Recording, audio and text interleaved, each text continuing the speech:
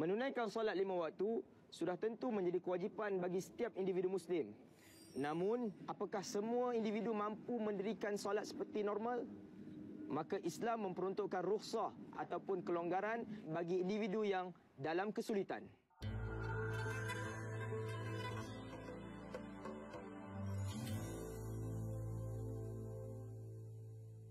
Duduk menghadap kiblat mengikut keselesaan pesakit.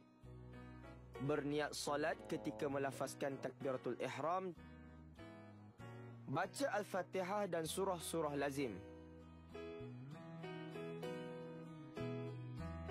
Rukuklah mengikut kemampuan pesakit. Sebaik-baik rukuk adalah dengan menundukkan kepala sehingga dahi setentang dengan tempat sujud.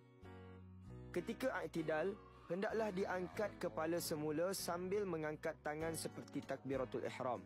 Sujud dilakukan seperti solat biasa. Sekiranya tidak mampu, sujudlah mengikut kemampuan dengan menundukkan kepala lebih sedikit daripada rukuk.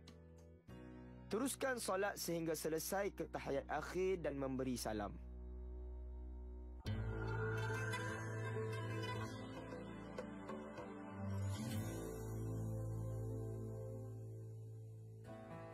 Duduk tegak mengikut keselesaan pesakit dengan menghadap kiblat. Berniat solat ketika melafazkan takbiratul ihram. Baca Al-Fatihah dan surah-surah lazim. Allahu Akbar. Rukuk dengan menundukkan kepala sehingga dahinya setentang dengan lutut atau sekadar yang termampu. I'tidal dengan mengangkat kepala dan meluruskan badan dan tangan. Sujud dengan menundukkan kepala dan badan digerakkan selari dengan paras lutut sekiranya mampu. Perbuatan sujud dan rukuk hendaklah ada perbezaan. Duduk antara dua sujud dan membaca tahiyat dalam keadaan meletakkan tangan di atas paha.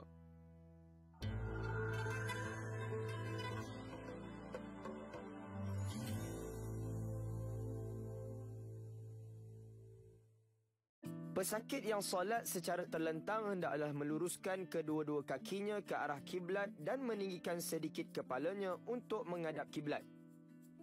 Berniat solat ketika melafazkan takbiratul ihram. Baca Al-Fatihah dan surah-surah lazim. Rukuklah mengikut kemampuan pesakit. Sebaik-baik rukuk adalah dengan mengangkat sedikit kepala. I'tidal dengan meletakkan semula kepala seperti baring. Sujud mengikut kemampuan pesakit. Sebaik-baik sujud adalah dengan mengangkat kepala lebih sedikit daripada rukuk tadi. Teruskan solat sehingga selesai ke tahiyat akhir dan memberi salam.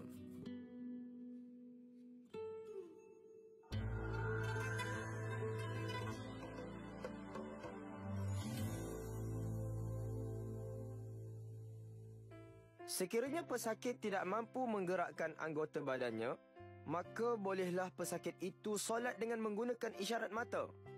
Berniat solat ketika melafazkan takbiratul ihram. Merapatkan sedikit mata sebagai isyarat rukuk. Membuka mata sebagai isyarat i'tidal. Menutup mata sebagai isyarat sujud.